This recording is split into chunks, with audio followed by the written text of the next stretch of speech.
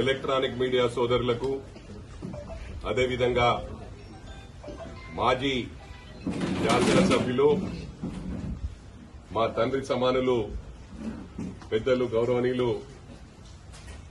మదన్ రెడ్డి అన్న గారు, అదేవిధంగా నర్సాపూర్ నియోజకవర్గ ఇన్ఛార్జ్ మా అన్న పెద్దలు గౌరవనీయులు ఆవుల రాజిరెడ్డి అన్న గారు, అదేవిధంగా సీనియర్ నాయకులు మెదక్ జిల్లా పార్టీ అధ్యక్షులు పెద్దలు గౌరవనీయులు మా అన్న అంజనీల్ గౌడ్ అన్న గారు, అదేవిధంగా మాజీ శాసనసభ్యులు పెద్దలు గౌరవనీయులు సిద్దిపేట జిల్లా అధ్యక్షులు మా అన్న తుంకుంట నర్సారెడ్డి అన్న గారు, అదేవిధంగా సిద్దిపేట నియోజకవర్గ ఇన్ఛార్జ్ మా తమ్ముడు పెద్దలు గౌరవనీయులు పూజల హరికృష్ణ గారు, అదేవిధంగా పెద్దలు గౌరవనీయులు దుబ్బాక ఇన్ఛార్జ్ మా తమ్ముడు పెద్దలు గౌరవనీయులు చెరుకు శ్రీనివాసరెడ్డి అన్న గారు, అదేవిధంగా మా సోదరిమణి రాష్ట్ర నాయకులు మా అక్క సుహాసిని రెడ్డి అక్క, వేదికను అలంకరించిన పెద్దలకు, ఇక్కడికి విచ్చేసిన కాంగ్రెస్ కుటుంబ సభ్యులకు ప్రతి ఒక్కరికి కూడా పేరు పేరున నా హృదయపూర్వక నమస్కారాలు తెలియజేస్తా ఉన్నా. ఒకటి గమనించాలి, గౌరవ ముఖ్యమంత్రి గారు 10 సంవత్సరాలు వెంటాడి కాంగ్రెస్ కుటుంబ సభ్యులతో పాటు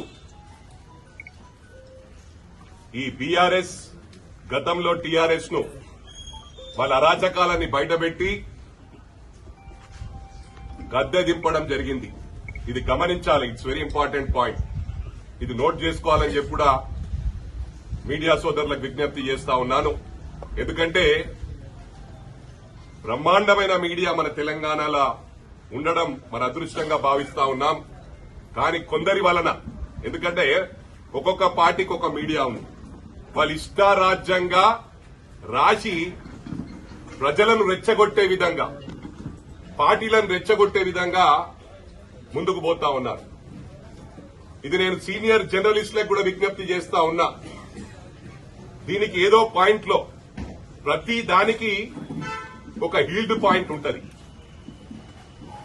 మీరు కలగజేసుకొని మీడియా అనేది ఏ పార్టీలు వచ్చినా, ఏ ప్రభుత్వం వచ్చినా ఒక నామ్స్ ఫిక్స్ చేసి